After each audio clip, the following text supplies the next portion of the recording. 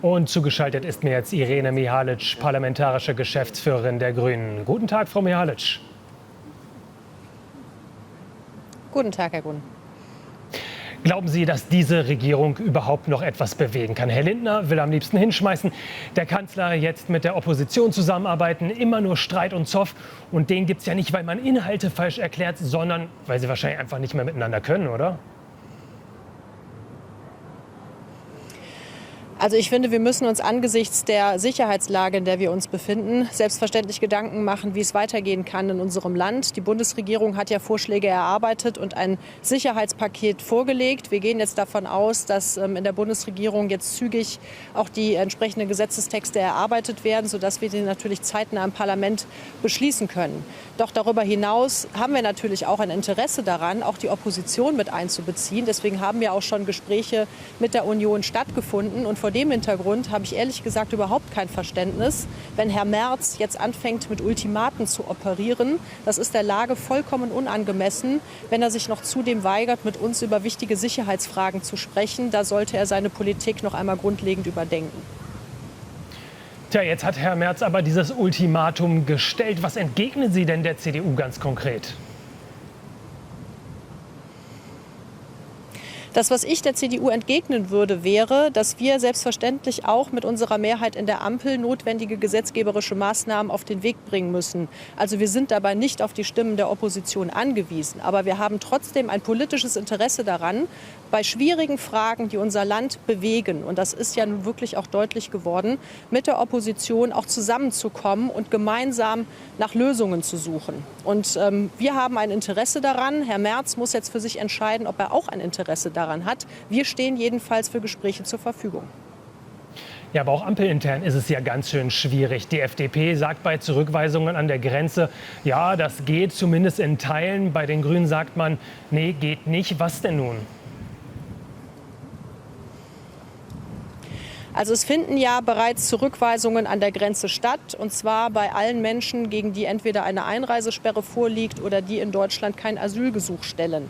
Bei allen anderen Personen ist es nun mal problematisch, weil dem die Rechtslage entgegensteht. Das heißt, Menschen, die an unserer Grenze ein Asylgesuch stellen, da ist es verpflichtend, und dazu gibt es auch Rechtsprechung und auch europäisches Recht, das da eindeutig ist, dass eben dann auch dieser Asylantrag zu prüfen ist. Und die Union schlägt jetzt vor, auch diese Menschen an der Grenze zurückzuweisen, weil sie davon ausgehen, dass sie gar keine Bleibeperspektive haben. Das ist halt eben rechtlich unzulässig. Und da muss die Union selbstverständlich sich schon fragen, welchen Vorschlag sie da macht. Also was nicht geht, ist, sich laufend in die Debatte mit Vorschlägen einzubringen, die aber einer rechtlichen Prüfung oder einer näheren Betrachtung überhaupt nicht standhalten. Da erwarten wir auch von der Opposition mehr Seriosität. Was würde es denn bedeuten, würden sich, sage ich mal, SPD, FDP und die Union über die Meinung der Grünen hinwegsetzen?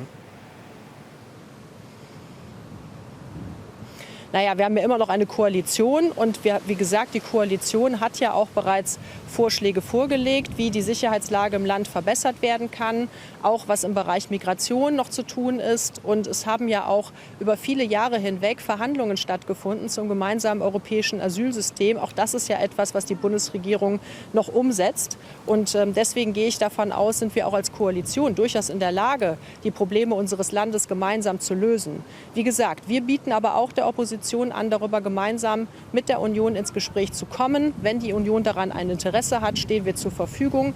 Wenn es Herrn Friedrich Merz aber nur um Krawall geht und nur darum, sozusagen die Ampel vorzuführen, dann stehen wir dafür nicht bereit. Aber das muss Herr Merz sich eben überlegen. Ein Vorschlag aus Ihren Reihen sind ja gemeinsame Grenzpatrouillen mit den Nachbarländern, um die Einreise zu begrenzen. Woran denken Sie da genau und mit welchen Ländern will man da zusammenarbeiten? Solche Kooperationen gibt es bereits. Wenn Sie nach Frankreich schauen zum Beispiel, da ist es etabliert, dass deutsche und französische Polizisten gemeinsam auch auf französischer Seite patrouillieren. Da geht es um Fragen der Kriminalitätsbekämpfung, da geht es aber auch um Fragen der illegalen Einreise. Ähnliche Polizeikooperationen haben wir ja auch mit anderen Nachbarländern an unserer Ostgrenze. Das heißt, solche Kooperationen gibt es. Es wäre jetzt in unserem Interesse, dass man diese Kooperation intensiviert und vor allen Dingen da auch die Verfahren breiter aufstellt und besser etabliert, einfach damit man sozusagen jenseits der deutschen Grenze auch über regulatorische Maßnahmen im Bereich der Migration sprechen kann. Ja, und das wäre jedenfalls auch auf europarechtlich sicherem Boden. Wir würden das gemeinsam mit unseren europäischen Nachbarn machen und nicht gegen sie, so wie es der Vorschlag der Union vorsieht. Denn wir sind doch als Deutschland auch auf die europäische Kooperation angewiesen, weil wir ja eben umgeben von europäischen Mitgliedstaaten sind. Und wenn wir uns als Deutschland jetzt einen nationalen Alleingang leisten würden, dann würden alle anderen europäischen Staaten da eben auch nicht mehr mitmachen. Und dann hätten wir überhaupt gar keine Einigkeit mehr in der europäischen Asyl- und Migrationspolitik. Frau Mihalic, vielen Dank für dieses Gespräch. Sehr gern.